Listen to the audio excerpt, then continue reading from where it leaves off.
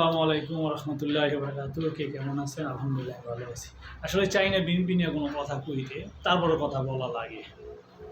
আবার প্রবাসী বিএনপি নেতা নেত্রী নিয়ে কোনো কথা বলতে ভোটাররা চাই না, বলা রেমিটেন্স লাগতেছে এই কারণে তাদের পরিবারের জন্য তারা টাকা পাঠায়। কইয়াছিলেন তাদের আপনারা পরিবার ভিটামাটি বিক্রি করে গত এক বছরের আগে যে আন্দোলনটা হইল, জুলাই আন্দোলনটা কোথায় আসলেন? বাংলাদেশের রাজনীতিতে আপনারা তো দেখি নাই কোনো জায়গায়, ভোটার বানাতে হবে, কোথাও আপনারা দেখি নাই। বাংলাদেশের সাধারণ জনগণ, ছাত্র জনতা, সাধারণ মানুষ, প্রবাসীরা সবাই মিলে আন্দোলন করছে।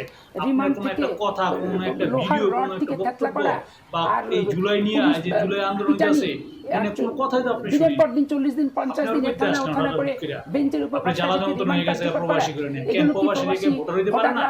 ভোট দিতে পারবো না?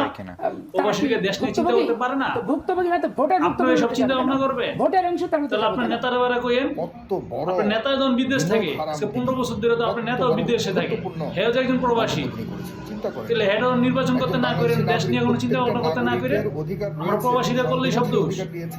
আরে বাবা, আমাকে বাপ মায় আমাকে কষ্ট করে বিদেশ পাঠাইছে, আমরা কামাবো, ফ্যামিলি দিতে, এটা তো স্বাভাবিক ভাবে, এটা আপনার বলা লাগবো না, আপনার বলা লাগবো না।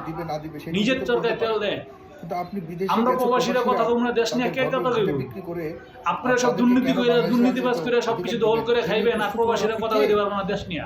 প্রবাসীরা দেশ চালাইতে পারবো না। প্রবাসীর ক্ষমতা নাই দেশ চালানো? সব ক্ষমতা গেলে আপনি কি অবদান আছে? আপনি 24 সব ক্ষমতা আপনাদের বলতে পারবেন আপনি? তা আপনি নেতারা বললে দেন, হাজার হাজার প্রবাসী আছে যারা কিনা আপনাকে দল করতে গিয়া তারা প্রবাসী হয়েছে। আপনাদের দল করতে গিয়া, খুব ভালোই এমপিগিরি করে আপনাদের দল করতে গিয়া একমাত্র আপনাদের দলের সাপোর্ট করে আপনাদের নেতাগুলো অনেক আছে বিদেশের বাড়িতে, যা বলার দেশে থাকতে পারে নাই। আপনি আমার বলেন কি প্রবাসীরা কি মানে আমাদের মতন এত স্ট্রাগল করছে সরকারকে? তারা কি এত জ্বালা যন্ত্রণা সহ্য করেছেন? করছে না? কি দেখছেন আপনি? তো তাইলে আপনার কর্মীকে কোনো খবরই রাখেন করতে পারবেন না। শত শত বিএনপি নেতা কর্মী আছে যারা কিনা এই আওয়ামী লীগের অত্যাচারের কারণে দেশে থাকতে পারে না, তারা বিদেশে পাড়ি দিয়েছে। জানা আছে যারা যাদের তারা এখন বিদেশ থাকে, তারা প্রবাসী ছিল না হলে। এখন আপনারা ক্ষমতা আসার আগে আপনাদের নতুন নতুন বিএনপি দল হয়েছে, নতুন নতুন বিএনপি কর্মী হয়েছে, তা করে আপনারা বিভিন্ন পদ দিচ্ছেন। আর যারা মানে মায়ের খাইছে, গুতা খাইছে, ঘরে থাকতে পারে না, ঘরে ঘুমাইতে পারে না, মামলা খাইছে, তারা বিদেশে এগুলো দেখে আর কষ্ট কারো কাছে বলতে পারে না। কারণ তারা একসময় বিএনপি করছিল, আওয়ামী লীগের অত্যাচারে তারা দেশের বাইরে এসে পড়ছে, তারা এখন প্রবাসী। তারা এখন সবকিছু চিন্তা ভাবনা ছেড়ে যান, প্রবাসী করতেছে। আর আপনি বলতে আছেন প্রবাসীকে কোনো টেনশন নাই, তারা কেন বিদেশ নিয়ে কথা বলবো? তারা কামাইবো আর দেশে টাকা পাঠাইবো।